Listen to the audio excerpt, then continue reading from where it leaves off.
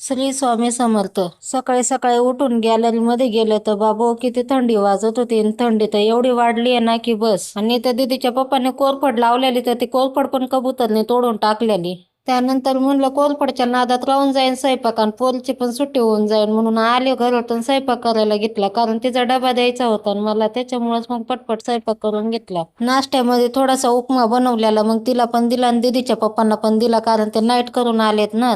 त्यानंतर मग दीदीला शाळेत सोडायला गेले तर दीदी खालचे खडे उचलत बसलेली. या पोरांचं बी काही सांगता येत नाही बाई, काही करत बसतात. तसे खडे दिसायला भारी दिसत होते बरं का, पण म्हणलं जाऊ दे आता, घेतले तर घेतले. मग त्यानंतर घरी आले आणि तिचा पसारा आवरायला घेतला आणि या दीदीचे छोटे छोटे खेळणे सारे घरभर पसरलेले असतात. आता या खेळण्याचं काय करावं काय माहिती, किती आवरलं तरी तेवढाच पसारा करून ठेवणार ते. आता दुपारी आली तरी बी परत तसंच काढून टाकणार आणि आवरून पण काही फायदा नसतो. त्यानंतर तर पटपट तिचे खेळणे उचलून घेतले आणि घरातली सगळी कामं करून घेतली आणि लगेच आंघोळ करून घेतली, कारण आज गुरुवार होता आणि देवपूजा पण करायची होती. त्याच्यामुळेच पटकन आंघोळ करून देवपूजा करायला घेतली. सकाळ सकाळ तिच्या टिफिनचीच तेवढी घाई असती म्हणून सकाळी देवपूजा करता येत नाही आणि आंघोळही लवकर करता येत नाही. त्याच्यामुळेच मग पहिलं तिचं आवरून तिला पाठवून देते आणि त्यानंतर मग देवपूजा करायला घेते, कारण टाइमच नसतो ना सकाळी. म्हणूनच किती लवकर उठलं तरी टाइम होऊनच जातो. त्याच्यामुळेच मग सगळे कामं झाल्यानंतर देवपूजा करून